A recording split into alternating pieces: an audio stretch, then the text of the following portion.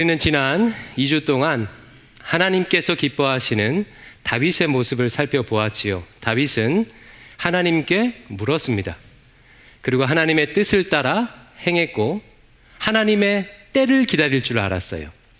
뿐만 아니라 왕의 자리에서 하나님이 원하시는 왕의 역할도 감당을 했습니다. 오늘은 그 세 번째이자 마지막으로 한 번 더 하나님의 마음에 합한 자로서의 다윗의 모습을 살펴보려고 합니다. 오늘 살펴볼 이 모습이요, 다윗의 신앙의 가장 기초가 됩니다. 제 개인적으로는 다른 무엇보다도 오늘 이 모습을 정말 본받고 싶습니다. 오늘 본문 사무엘하 6장이 이것을 아주 상징적으로 잘 보여주는데, 본문의 배경은 이와 같습니다. 다윗이 드디어 이스라엘 전체 나라의 왕으로 세워지게 됩니다. 많게는 12지파로, 작게는 이스라엘과 유다로 나뉘었던 이스라엘이 이제 다윗을 왕으로 세움으로 하나 될 준비를 갖추게 되었습니다. 자, 그럼 왕을 세웠으니까 그 다음 뭐가 필요하죠? 수도를 새로 정해야 돼요. 다윗이 유다 지파만의 왕이었을 때는 유다 지역의 중심이었던 헤브론이 수도였어요. 하지만 이제 이스라엘 나라 전체의 왕이 되었으니까 새로운 수도가 필요하겠지요. 이에 다윗은 예루살렘에 있는 시온산에 있는 여부스 성을 정복하고 그 성 이름을 다윗성이라고 만들고 바꾸고 수도로 삼습니다. 이제 본격적으로 이스라엘의 예루살렘의 시대가 열린 것입니다. 이로 인해서 예루살렘은 이스라엘의 정치, 경제, 사회, 문화의 중심지가 돼요. 하지만 아직 한 가지 남아있는 것이 있습니다. 이스라엘 백성들의 신앙을 하나로 묶는 일이에요. 그리고 이것을 위해서 여호와의 언약궤를 다윗성으로, 예루살렘으로 가져오는 것입니다. 여러분, 언약궤가 무엇입니까? 해리슨 포드가 주연한 영화 인디아나 존스 1편은요, 이 언약궤를 찾는 내용으로 되어 있습니다. 언약궤는 사진 한번 띄워주시겠어요? 이렇게 생겼습니다. 이 상자 안에 아론의 쌍난 지팡이, 또 십계명을 새긴 돌판, 그리고 만나를 넣어둔 항아리가 있고, 이 보시는 바와 같이 이 천사들, 그룹이라고 하죠. 이 천사들이요, 이 날개로 이렇게 이 상자를 덮고 있습니다. 그리고 양 옆에 보면 이 고리에 막대기가 걸려 있죠. 이 언약궤를 옮길 때는 이 상자를 직접 아무라도 손을 대어서는 안 돼요. 오직 레위인만, 제사장만 이 막대기를 들고 언약궤를 옮겨야 했습니다. 이 언약궤는 하나님의 임재의 상징이에요. 이스라엘은 행진을 할 때나 혹은 전쟁에 나갈 때 항상 이 언약궤를 앞세워서 나갔어요. 즉 하나님을 앞세워서 나간다는 뜻이죠. 이런 언약궤를 지금 다윗성으로 옮겨오기를 시도하는 것입니다. 이스라엘이 예루살렘을 중심으로 하나 되는데 매우 중요하겠죠. 다윗은 아비나답의 집에 20년 동안 있었던 언약궤를 다윗성으로 옮겨오기 위해서 시도합니다. 그런데 큰 실수를 하게 돼요. 자신의 정치적 목적에 몰두한 나머지 하나님의 말씀대로 언약궤를 옮기지 않았습니다. 조금 전에 말씀드렸듯이 언약궤는 레위 제사장이 이 막대기를 들고 옮겨야 했습니다. 직접 손으로 들고 옮겨야 했어요. 그런데 수레에 실어서 언약궤를 옮긴 거예요. 이 수레에 싣는 방식은요, 적국인 블레셋이 자신들의 우상을 옮길 때, 우상을 이동할 때 사용하는 그런 방식입니다. 해서는 안 되는 실수를 한 것이죠. 이로 인해서 하나님께 경고를 받습니다. 언약궤를 옮기는 도중에 웃사라는 사람이 이 언약궤를 직접 손으로 탁 대었다가 그 자리에서 즉사하고 말아요. 결국 첫 번째 시도는 실패로 돌아갑니다. 오늘 본문은요, 그 이후에 두 번째로 언약궤를 옮기는 장면이에요. 두 번째 시도입니다. 생각해 볼 여러 가지 것들이 있겠지만 핵심은 14절입니다. 14절을 같이 한번 읽습니다. 시작. 다윗이 여호와 앞에서 힘을 다하여 춤을 추는데 그때 다윗이 배 에봇을 입었더라. 자, 두 번째로 언약궤를 다시 한번 다윗성으로 옮길 때 다윗이 어떻게 했대요? 배 에봇을 입고 하나님 앞에서 힘을 다하여 춤을 추었대요. 배 에봇을 입었다는 것은 무슨 뜻일까요? 원래 에봇은 제사장만이 제사를 집전할 때 입을 수 있는 옷이에요. 학자들은요, 지금 다윗이 입은 배 에봇은 제사장이 아닌 다른 사람들도 예배 때 입을 수 있는 조끼가 아니었을까라고 추측을 합니다. 그러면 성경은요, 왜 다윗이 배 에봇을 입었다고 기록해 놓았을까요? 그 이유는 다윗이 배 에봇을 입었다는 것은 바로 왕복을 벗었다는 뜻이기 때문이에요. 다윗은 왕이기 때문에 당연히 이런 큰 행사가 있을 때는 왕복을 입고 나가는 것이 당연하겠지요. 왕관도 쓰고 왕이 평상시에 들고 다니는 이 지팡이도 짚고 화려하게 수놓은 왕복을 입고 백성들 앞에 나아가서 이 행사를 집전해야 위신도 서고 빛도 나고 왕의 위엄도 보일 수 있습니다. 그런데 그런 왕복을 벗어버렸다는 거예요. 즉 지금 다윗은요, 하나님 앞에 왕으로 선 것이 아니라 예배자로 섰습니다. 그런데요, 여기서 그치지 않아요. 왕복을 벗어버리고 하나님 앞에 춤을 추었던 다윗이 여러분 어느 정도까지 춤을 추었을까요? 이게 상체만 조금 흔들었을까요? 어느 정도로 추었을까요? 20절에 보면 어느 정도까지 추었는지 알 수 있는 대목이 있습니다. 20절 말씀은 다윗의 아내 미갈이 다윗을 춤추는 것을 딱 보고 비꼬면서 하는 말이에요. 근데 이 부분을 공동 번역 성경으로 읽으면 매우 실감이 납니다. 제가 한번 읽어드릴게요. 20절입니다. 사울의 딸 미갈이 나가 다윗을 맞으며 말하였다. 오늘 이스라엘의 임금으로서 채통이 참 볼만하더군요. 건달처럼 신하들의 여편네들 보는 앞에서 몸을 온통 드러내시다니. 여러분 정말 리얼하게 번역을 해놨지요, 그렇죠? 다윗이 어느 정도 춤을 췄습니까? 미갈의 표현을 빌리자면요, 옷이 벗겨져서 몸이 드러날 정도로 춤을 추었대요. 여러분, 하나님 앞에서 지금 다윗의 마음이 느껴지시지 않습니까? 다윗은요, 하나님 앞에서 자신의 왕복을 벗어버렸어요. 다윗은 하나님 앞에서는요, 왕복뿐만 아니라 입고 있던 예배자의 옷마저도 벗겨지도록 춤을 추었습니다. 한마디로 다윗은 하나님 앞에서 벌거벗은 채로 설 수 있는 사람이었어요. 오래전에 어떤 나이 많은 장로님의 간증을 들은 적이 있습니다. 그런데 그분의 얼굴도 이름도 기억이 안 나요. 간증의 내용도 기억이 안 납니다. 하지만 제 마음속에 깊이 박힌 한 대목이 있었어요. 그분이 간증 중에 이런 말씀을 하셨습니다. 자신은 모태신앙이었는데 하나님 앞에 찬양할 때 여기 있던 손이 여기까지 올라오는데 수십 년이 걸렸대요. 이 고백이 제 가슴에 지금까지도 남아 있습니다. 여러분, 여기서 여기까지는 고작 1m밖에 안 되잖아요. 그러나 아무나 이 1m를 뛰어넘어서 손을 들고 하나님을 찬양할 수 있는 것이 아닙니다. 예배자만이 그렇게 할 수 있어요. 체면, 나이, 지위, 신분, 주변을 의식하는 것까지 벗어버릴 수 있는 사람이 손을 들고 여호와 하나님 앞에서 찬양할 수 있는 거죠.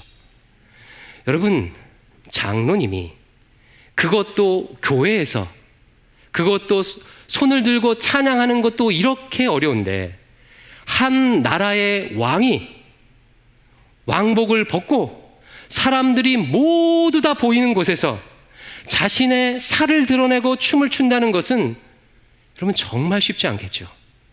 다윗이 하나님 앞에서 스스로를 어떻게 생각했는지, 다윗과 하나님과 어떤 관계였는지를 알 수 있는 대목이에요. 그가 이렇게 하나님 앞에서 자신의 왕복을 벗을 수 있었던 것은 10년 넘는 광야 생활을 통해 벌거벗은 채로, 즉 존재 자체로 하나님 앞에 서는 법을 배웠기 때문입니다. 여러분, 광야는요, 하나님 앞에서 존재로 서는 것이죠. 존재로 선다는 것이 무슨 뜻입니까? 나를 규정하고 있는 외적인 모든 것들을 다 벗어버리고 내 자체로, 그냥 내 자체로 하나님 앞에 선다는 거예요. 한번 생각해 보십시오. 사막에 있는데 내가 가진 부나 명성이나 이런 것이 무슨 소용이 있겠습니까? 광야에서는 내가 가진 실력, 경험, 지위, 지식, 그리고 부 등 외적 조건이 전혀 통하지 않습니다. 부부가 사이에 갈등이 한번 있어 보세요. 내가 박사 학위가 있는 것이 아무 힘을 발휘하지 못합니다. 자식이 속을 한번 썩여 보십시오. 내가 부자인 것이요, 아무 힘을 쓰지 못하는 것을 경험하게 돼요. 광야에서는 내가 가지고 있는 것이 아무 소용도 없기 때문에 그냥 벌거벗은 채로 하나님 앞에 서서 하나님의 도우심만을 의지할 수밖에 없는 것이에요. 다윗은 하나님 앞에서, 이 광야에서 하나님 앞에 벌거벗은 자로 존재로 서는 법을 훈련했고, 그 결과 하나님과 아주 이렇게 친밀해졌습니다. 언제든 어떤 상황이든, 심지어 왕의 자리에 있을 때라도 하나님 앞에 벗을 수 있는 존재가 된 거예요. 제가 저희 집 애들을 보면서 참 기분 좋은 장면이 하나 있습니다. 그중 하나가 애들이 집에서요, 속옷만 입고 돌아다니는 걸 보면 참 마음이 흐뭇해요. 다 큰 남자애들이 그냥 속옷만 입고 막 돌아다니는 거예요. 저도 좀 그런데 여러분 상상을 하지 마십시오. 여러분, 왜 제 마음이 흐뭇할까요? 그만큼 엄마 아빠가 편하다는 거 아니겠습니까? 엄마 아빠한테는 속옷만 입고 있는 모습도 보일 수 있다는 그런 뜻이잖아요. 저는 자녀들의 그런 모습을 볼 때마다 매우 흐뭇합니다. 부모 앞에서 벌거벗을 수 있다는 것은 자녀만 누릴 수 있는 특권입니다. 다윗은요, 광야에서 그 특권을 누릴 수 있는 법을 배웠어요. 그래서 다윗과 하나님 사이에는요, 거리낌이 없어요. 다윗은 하나님 앞에 감추는 것이 없습니다. 시편에 나와 있는 다윗의 쓴 시를 보면 깜짝깜짝 놀랄 때가 있어요. 아니, 하나님 앞에 이렇게 기도해도 되나? 아니, 이렇게 하나님 앞에 요청해도 되나? 이런 생각이 드는 시들이 굉장히 많이 있습니다. 제가 예를 하나 들어볼게요. 다윗이 쓴 시편 중에서 109편이라는 시가 있는데, 이 시는요, 다윗을 괴롭히고 다윗을 힘들게 하는 사람에 대해서 다윗이 하나님께 요청하는 내용입니다. 다윗을 힘들게 하는 사람에 대해서 하나님께 뭐라고 요청하는지 같이 한번 읽어볼게요. 8절, 9절, 10절입니다. 시작. 그의 연수를 짧게 하시며 그의 직분을 타인이 빼앗게 하시며 그의 자녀는 고아가 되고 그의 아내는 과부가 되며 그의 자녀들은 유리하며 구걸하고 그들의 황폐한 집을 떠나 빌어먹게 하소서. 여러분, 이렇게 기도해도 되는 것입니까? 하나님께서는요, 이웃을 내 몸과 같이 사랑하라고 하셨잖아요. 원수도 사랑하라고 하셨잖아요. 근데 지금 다윗은요, 하나님 앞에 이 원수를 심하게 저주하고 있는 거예요. 사랑하는 성도 여러분, 타인의 약점을 사람에게 말하면 그것은 뒷담화가 되지만 타인의 약점을 하나님 앞에 말하면 그것은 기도가 됩니다. 다윗은요, 하나님 앞에 자신의 감정을 조금도 숨기지 아니하고 솔직하게 지금 이야기하고 있는 거예요. 자신의 마음을 쏟아놓고 있는 것입니다. 마음의 감정마저도 포장하지 아니하고 벌거벗은 채로 하나님 앞에 서는 것입니다. 저는요, 다윗의 이 모습이요, 정말 부러워요. 하나님 앞에 잘 보이려고 하지 않고 다른 사람 의식하지 않고 어린아이처럼 예배할 수 있는 이 친밀한 관계, 이 친밀함이 너무나도 부럽습니다. 저는 목사이다 보니까요, 이게 잘 예배드리기 쉽지 않은 것 같아요. 제가 설교하지 않을 때조차도 여러분, 성도들이 저를 목사라고 생각하잖아요. 저도 제 자신을 그렇게 인식해요. 그러다 보니까 자꾸 예배할 때, 찬양할 때, 주님 앞에 나올 때 영모로 나오는 것이 아니라, 영모로 나오는 것이 아니라 목사로 나가게 됩니다. 그런데요, 제가 한 10여 년 전에 목사가 된 이후에 이 목사의 옷을 벗어버리고 하나님 앞에 서던 때가 있었어요. 언제냐면 미국 유학할 때 초기 6개월입니다. 그때 제가 사역을 하지 않고 6개월 동안 LA에 있는 한 대형 교회에 출석을 했었는데요. 그곳에서 제가 예배를 드리는데 정말 그 기쁨과 감격은 이루 말할 수가 없습니다. 그곳에 예배 드리러 갔더니 제가 목사인 줄 사람들이 알아요? 몰라요. 심지어는요, 제가 누구인지 아는 사람이 제 가족밖에 없는 거예요. 비로소 목사가 아니라 예배자로 예배를 드렸고, 그곳에서 6개월 동안 드린 예배를 지금도 잊을 수가 없습니다. 그냥 하나님의 자녀로, 제 존재 자체로, 영모로 하나님 앞에서 찬양했어요. 과장을 조금 보태자면 6개월 내내 예배 드릴 때마다 울었던 것 같아요. 물론 머나먼 타국 땅에 오니 자연스럽게 마음이 가난해져서 그럴 수도 있겠지만요. 아하, 하나님 앞에 존재로 선다는 것이 이것이구나. 어린아이처럼 예배 드린다는 것이 이것이구나. 정말로 절감했습니다. 사랑하는 대광의 성도 여러분, 지금 우리 모두가 함께 예배 드리고 있잖아요. 어떤 모습으로 하나님 앞에 서 계십니까? 왕복을 걸치고 있는 한 예배자가 될 수 없습니다.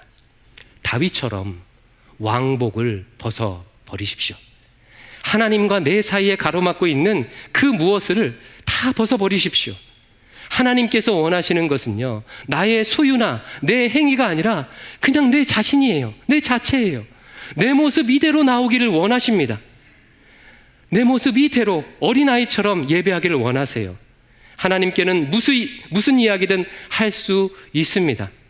바라기는 속상하고 힘든 일 마음껏 털어놓으십시오. 하나님 앞에서 좀 많이 우세요. 하나님 앞에서 어린아이처럼 기뻐하십시오. 힘들게 하는 사람이 있으면 하나님 앞에서요, 고자질도 좀 하세요. 그런데 오늘 본문에는 이런 다윗과 정반대의 모습을 보이는 사람이 등장을 해요. 이 사무엘서는요, 인물들을 대조시키는 문학적 기법을 아주 처음부터 계속 자주 사용을 해요. 브닌나와 한나를 비교하고 엘리와 사무엘, 사울과 다윗, 다윗과 엘리압, 사울과 요나단 등 이 인물의 대조를 통해서 강력하게 메시지를 전합니다. 오늘 본문에서도 그 인물의 대조가 나타나는데 다윗과 누구와 비교할까요? 다윗의 아내 미갈과 대조합니다. 16절 말씀 같이 한번 읽어볼게요. 16절이에요. 시작. 여호와의 궤가 다윗성으로 들어올 때에 사울의 딸 미갈이 창으로 내다보다가 다윗 왕이 여호와 앞에서 뛰놀며 춤추는 것을 보고 심중에 그를 업신 여기니라. 언약궤가 다윗성으로 들어오는 이스라엘 역사에 있어서 정말로 중요한 이 영광스러운 순간에 창문 밖에 있었던 다윗은 직접 언약궤를 모시고 성 안에 들어왔고, 창문 안에 있던 미갈은 건물 안에서 이 장면을 내다보았습니다. 창문 밖에 있었던 다윗은 언약궤 앞에서 옷이 벗겨지도록 기뻐 뛰며 찬양했는데, 창문 안에 있던 미갈은 그런 다윗의 모습을 보고 심중에 업신 여겼습니다. 명확한 대조죠. 여러분, 구경꾼들이 제일 잘하는 게 뭡니까? 구경꾼들이요, 훈수 두는 거 제일 잘하잖아요. 관람석에 앉아서 경기장 이렇게 내려다 보면요, 선수들이 잘하는지 못하는지 이렇게 보이게 돼요. 그래서 마음에 안 드는 선수가 있으면요, 그를 심중에 업신 여기게 됩니다. 비난하게 돼 있어요. 지금 미갈이 딱 그런 거예요. 그렇다면 미갈은 왜 이스라엘 역사에서 이처럼 매우 중요한 이 순간에 창 안에 머물러 구경만 하고 있었을까요? 아까 읽었던 20절 말씀을 보면 그 이유를 충분히 가늠할 수 있습니다. 20절 제가 다시 한번 읽어드릴게요. 사울의 딸 미갈이 나가 다윗을 맞으며 말하였다. 오늘 이스라엘의 임금으로서 채통이 참 볼만하더군요.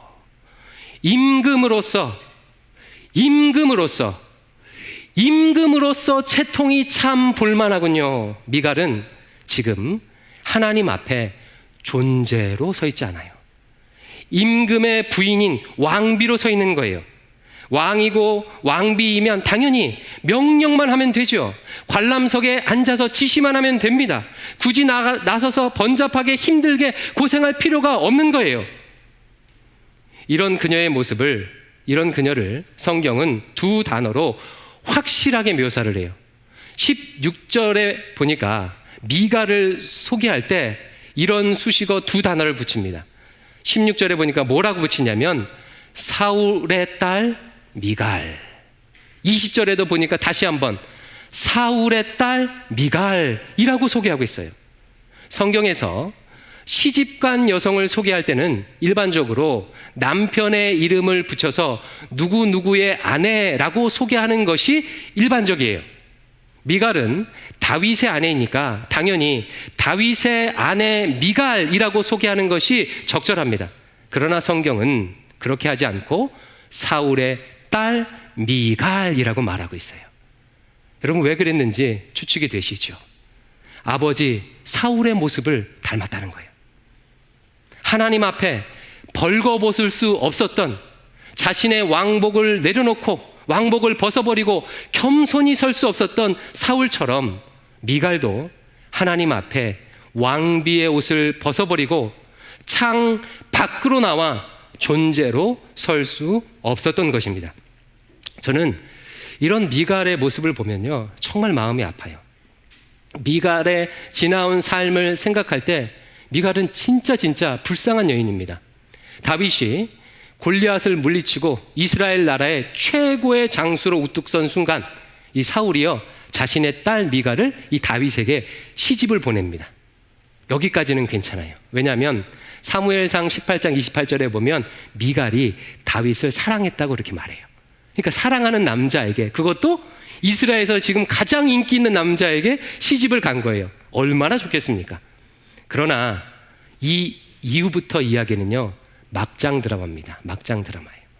얼마 지나지 않아서 자기의 아버지가 자기의 남편을 죽이려고 하는 거예요. 여러분 이게 상상이 되십니까? 자기 친아버지가 자기 남편을 죽이려고 하는 거예요. 어느 날 밤 아버지가 다윗을 죽이기 위해 사람을 보냈다는 소식을 듣고 깜짝 놀라서 황급히 다윗을 도망시킵니다. 그 이후로 다윗의 모습을 볼 수 없었어요. 남편이 볼 수 없었어요. 몇 년이 흘렀습니다. 아버지 사울이요 미갈을요 발디라는 사람에게 또 다시 시집을 보내요. 남편이 멀쩡히 살아있는데 또 다른 남자에게 간 거예요. 그럼 진짜 인생이 기구하죠. 그런데 이야기가 여기서 끝나질 않아요. 또 다시 세월이 흘렀어요. 이제 아버지 사울이 죽고 다윗이 유다 나라의 왕이 되었습니다. 근데 기막힌 일이 또 벌어져요. 다윗이 이스라엘의 군대장관 분이엘과 협상을 하는데 이런 협상을 합니다. 화친하는 조건으로 미갈을 되찾아 줄 것을 요청을 해요. 그래서 미갈은요 함께 잘 살고 있던 발디와 강제로 생이별하고 다시 다윗에게로 오게 돼요. 사무엘하 3장에 보면 이 장면이 기록되어 있는데 미갈이 떠날 때 발디가요 한참 동안 따라오며 울었다고 기록하고 있습니다. 아마 미갈을 많이 사랑했던 것 같아요. 자신을 사랑해준 남자를 떠나서 15년 넘게 20년 가까이를 얼굴 보지 못하고 지냈던 다윗에게 다시 돌아가는 거예요. 참 기구하지 않습니까? 이런 인생의 여정을 생각하면요 인간으로서 여성으로서 미갈은 정말로 불쌍합니다. 미갈도 다윗 못지않은 광야를 겪었던 것이죠. 하지만요 미갈은요 인생의 광야에서 하나님 앞에 존재로 서는 법을 배우지 못했어요. 오히려 자신의 고통과 아픔을 다른 무엇인가로 채우게 되었습니다. 여러분 모든 신자가 광야를 다 겪습니다. 한 명도 예외가 없어요. 모든 신자가 다 광야를 겪지만 그렇다고 해서 모든 신자가 다 하나님 앞에 존재로 서는 법을 배우는 것이 아닙니다. 어떤 신자는요, 광야를 통과하면서 오히려 하나님 앞에서 벌거벗기보다는 무화과 나뭇잎으로 자기 자신을 가리게 돼요. 똑같이 가난이라는 광야를 겪어도 어떤 사람은 하나님 앞에 벌거벗고 존재로 서는 법을 배워요. 돈이 내 인생을 좌지우지하는 것이 아니라 하나님께서 내 인생을 책임지신다. 하나님께서 내 삶의 왕이신다. 그러면서 돈에 대한 욕심을 벗어버립니다. 그러나 어떤 사람은 똑같이 재정적 어려움, 가난이라는 광야를 겪어도요, 오히려 더욱 돈에, 옷에 집착하게 돼요. 얘들아, 엄마가 왜 이렇게 힘들게 사는지 너희도 보았지? 한국에서 돈 없으면 인간 취급 못 받는다? 왜 좋은 대학 가라고 하는지 이제 알겠지? 다윗과 미갈은 각자 나름대로의 광야를 겪었습니다. 각자 분량의 광야를 겪었어요. 하지만 한 사람은 하나님 앞에 벌거벗고 존재로 서는 법을 배웠고, 다른 한 사람은 또 다시 하나님 앞에 왕비라는 옷을 입고 서 있습니다. 이 일로 인해서 미갈은요, 자녀를 낳지 못하는 벌을 받게 돼요. 고대 근동에서 부인이 자녀를 못 낳는다는 것은 큰 고통이죠. 심지어 왕의 부인이 자녀를 낳지 못한다는 것은 큰 저주입니다. 그러나 저는요, 이미 미갈의 삶은요, 충분히 저주스럽다고 생각을 해요.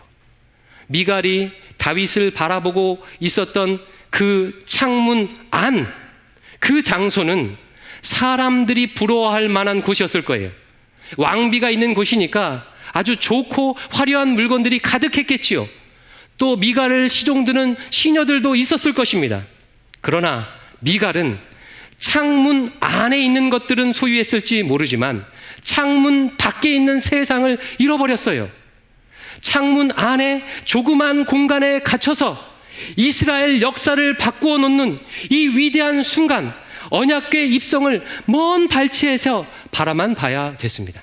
무엇보다 온 우주보다 크신 그 좋으신 하나님, 그 좋으신 하나님과 너무나도 멀어졌어요. 여러분, 미갈에게, 창문 안에 있던 미갈에게 지금 남아있는 것이 무엇일까요?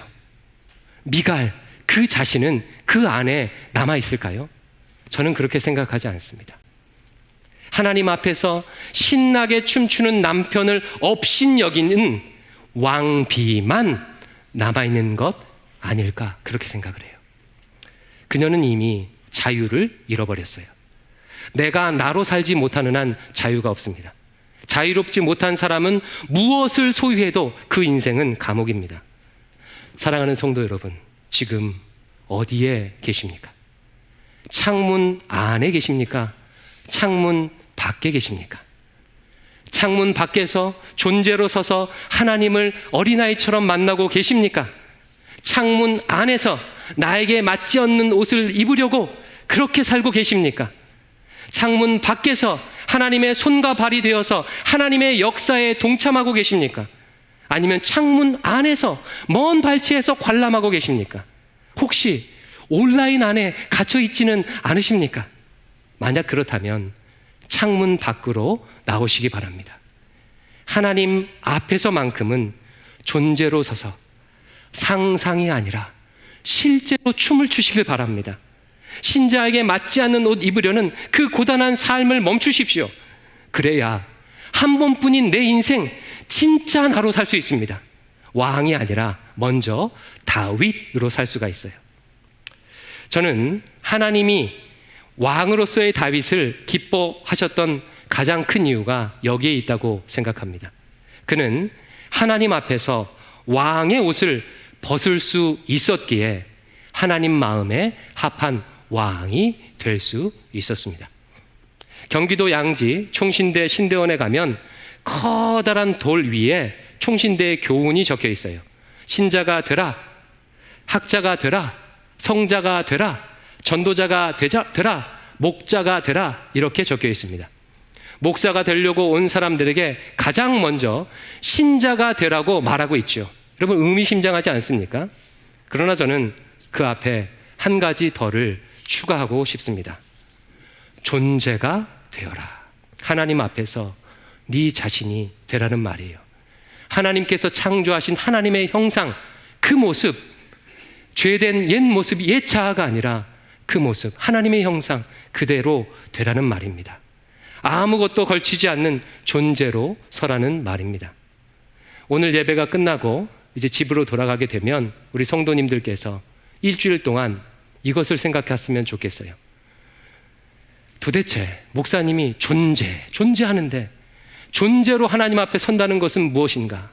막 꿈에 제가 막 나왔으면 좋겠어요. 예. 옷을 벗고 하나님 앞에 선다는 것은 도대체 무엇인가? 내 자신으로 하나님 앞에 선다는 것은 도대체 무엇인가? 나는 지금 하나님의 형상대로 내 자신으로 살고 있는가? 이런 질문이 일주일 내내 있었으면 좋겠습니다. 그리고 하나님 앞에서 답을 찾아가시기를 주님의 이름으로 축원합니다. 우리 이 마음을 담아서 함께 찬양하겠습니다. 찬송가 214장인데요. 1절, 3절, 4절 이렇게 찬양하겠습니다.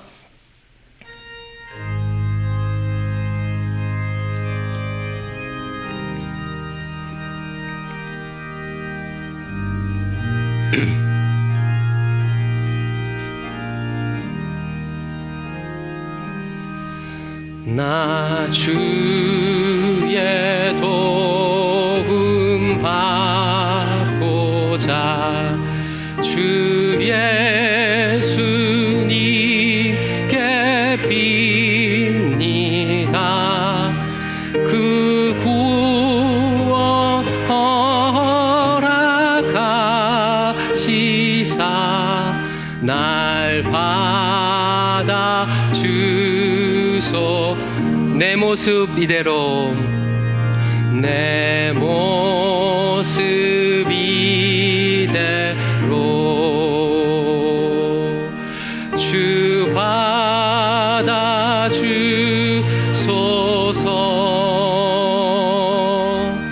날 위해 돌아가신 주, 날 받아 주. 내 힘과 결심 약하여, 내 힘과 결심 약하여 늘 깨어 지키시우니 주 이름으로 구원해 날 받아 주소서. 내 모습 이대로, 내 모습 이대로 주 받아 주소서. 날 위해 돌아가신 주, 날 받아. 우리 다 함께 오른손을 가슴에 얹고 찬양할까요? 4절입니다. 내 주님 서신 발 앞에 나 꿇어 드렸으니 그 크신 역사 이루게 날 받아주. 내 모습 이대로 주 받아주소서. 내 모습 이대로 주 받아주소서.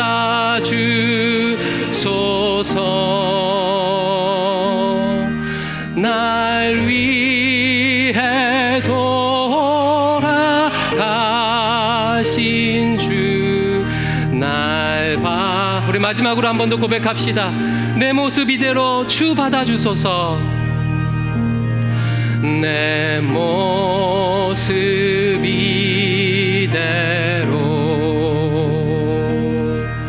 주 받아주소서.